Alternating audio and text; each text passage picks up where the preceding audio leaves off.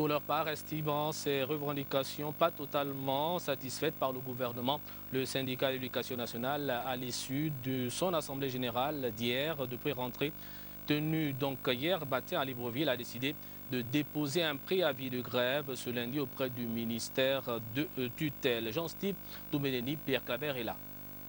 Une large majorité, les membres du syndicat de l'éducation nationale présents ont entériné le dépôt ce lundi d'un préavis de grève sur la table du ministre délégué à l'éducation nationale.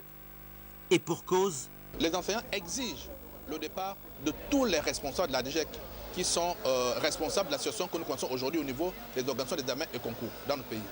Et vous avez également les enseignants, le point de la PIP.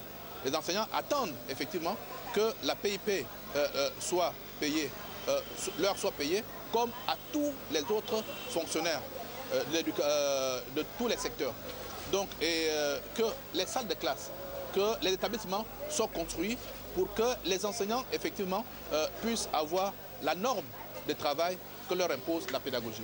Que les enseignants puissent travailler dans de bonnes conditions. Il est inconcevable que les enseignants continuent de travailler dans l'établissement sans eau, sans toilette, sans matériel didactique. Et ce qui, voilà un peu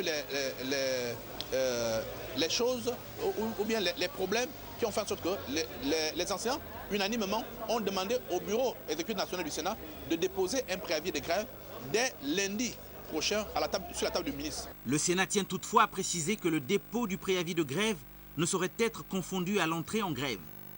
Le lundi 29 septembre, ces enseignants syndiqués seront bel et bien à leur poste, mais juste le temps que court le préavis. Nous sommes un syndicat. Le syndicat respecte la procédure en matière de grève. Le Sénat n'est pas en grève.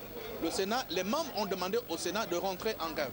Donc, et ils nous ont demandé dès lundi de déposer un préavis de grève. Ça veut dire qu'on va rentrer en grève, mais il faudrait que notre employeur sache qu'après 8 jours, s'il ne règle pas tout ce qu'on vient de dire, c'est-à-dire s'il ne paye pas la PIP, s'il ne paye pas les vacations, s'il ne paye pas les arriérés de la PIF aux enseignants, s'il ne démet pas ses fonctions aux responsables de la DG, s'il ne paye pas la PIP et les vacations, mais les enseignants naturellement vont rentrer en grève dès la fin du préavis de grève qui court pendant 8 jours. Mais pendant ce temps-là, chacun va prendre connaissance de sa classe, va prendre contact avec ses élèves, va démarrer les cours en attendant effectivement la fin du préavis de grève. Cette assemblée générale convoquée à moins de 48 heures de la rentrée des classes s'est tenue simultanément avec d'autres AG organisées par les antennes du syndicat de l'éducation nationale à l'intérieur du pays.